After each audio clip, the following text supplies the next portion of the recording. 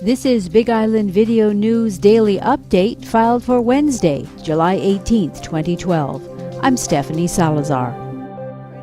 Puna had a chance to meet the candidates running for state office on Tuesday night in Pahoa. Malama o Puna, the grassroots environmental organization, traditionally holds these sort of forums around election time. A small crowd of interested residents came to the Pahoa Community Center to hear from state Senate hopefuls for District 2, that's Puna and about half of Ka'u to Punalu'u, and the candidates for State House serving Puna. Politicos have called this state Senate race one of the tightest in the state. Four well-known personalities in the community are vying for the seat. There is no incumbent. State Senator Gil Kahele is now running for the Hilo seat, the new District 1 after the reapportionment process. That means District 2 is up for grabs. Senate candidate Bob Herkes is currently the State House representative for Ka'u. When I got elected, there was 1,200 homes on telephone party lines, if you even remember that. I took on GTE Hawaiian Tel. We beat them. It was a tough fight. There are no more party lines in the state of Hawaii. The KL bypass was stuck at the Department of Transportation. I unstuck that and got it built, or else it might still be stuck. Wendell Kaehuaea has run for office on a number of occasions, and this time he has his sights set on the Senate seat. My biggest concern right now is to get you guys a hospital with Renee and whatever groups involved with this. We need a hospital. Russell Ruderman is the politically active owner of the Island Naturals Market and Deli. My proposal for making Puna and Ka'u the state's food-producing centers include business incubators in rural areas with agricultural potential like Puna and Ka'u. And Gary Safarik is a former county councilman serving Puna. I believe that this election is about our community, providing services and facilities that make the community a safe and enriching place for our residents and for future generations. Another candidate, Darrell Lee Smith, was not in attendance. The candidates for State House also introduced themselves. The District 4 incumbent, unaffected by the recent reapportionment, Faye Hanohano. Ke vilina mai, me ke aloha ia o ko mai ku'u one hanao. O Faye pua hanohano ko uinoa, o wao kaluna maka ainana, make ia wahi, mai Puna mai ka apana eha, mai ka moku o ke ave. Greetings to all of you with love, and also especially from my birth sense of Puna. One of her challengers, Moke Stevens. I grew up in San Diego, very close to my Hawaiian grandmother. From her, I developed a deep love and respect for my Hawaiian heritage. My dad is an American patriot, and from him I developed a profound admiration and respect for the Founding Fathers and the principles of the Constitution. The third candidate in the race, Hope Louise Shermel, was not present. Organizers say she had a medical emergency. Being a forum organized by an environmental organization, the first questions were asked by Malama o Puna. Candidates were asked their position on GMO, genetically modified organisms, which have played a big role in the large papaya industry operating in Puna. For Japan to accept GMO papayas as a step going that way. So I support both. And I would love to see a law that requires labeling in any way, shape, or form. The papaya industry would have been bankrupt if there had not been a GMO rainbow papaya source, in my opinion.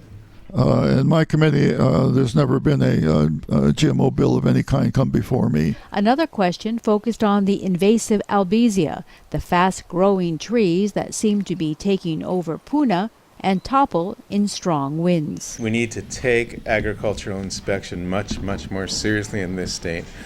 And if anyone has a solution to albizio, I would love to hear it, and I would champion it. And one way I think that we could attack the problem, like in my case, Paradise Park Homeowners Association has a caveat to their covenants, and that is that anybody who has albizia growing on their lot, and if that albizia is threatening their home because of it falling on the house, or it's threatening their health and well-being, then the person that owns that lot has got to cut that down.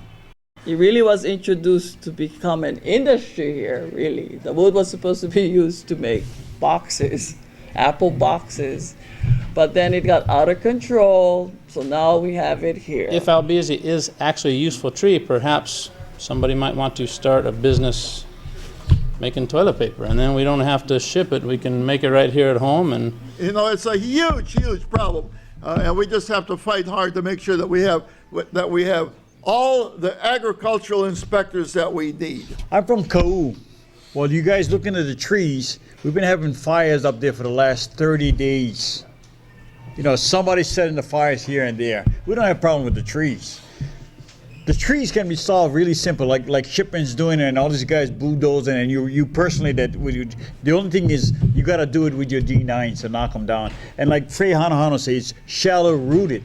So it looks wonderful, big trees, big trunks, but it comes down faster than Ohia trees. The last question from the organizers: what do the candidates think of a possible undersea cable linking the Big Island to Oahu in order to provide them with locally produced power?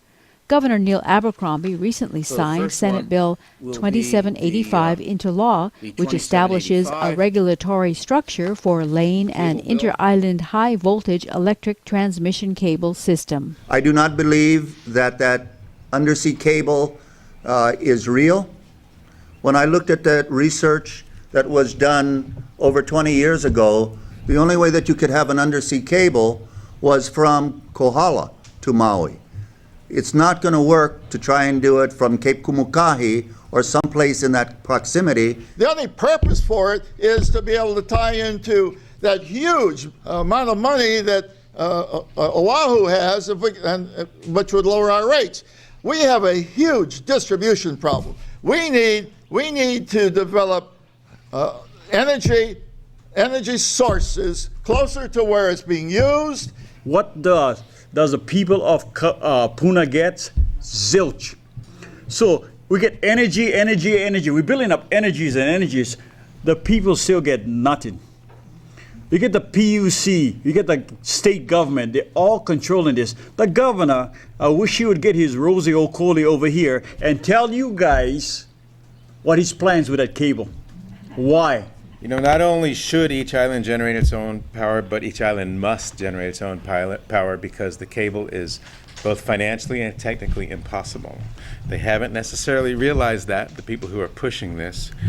There is nowhere in the world with an electric cable through this kind of distance or this kind of depth. Just last month, Massachusetts canceled an undersea cable that was about 1/100th of this ambition because they realized it wasn't going to work. They don't have the technical ability to lay a cable across Alenuihaha Channel, and the cost will probably be about $10 billion. $10 billion, if we took half of that, we could put solar panels on every building in the state, generate more power. It would generate more power than we can transmit.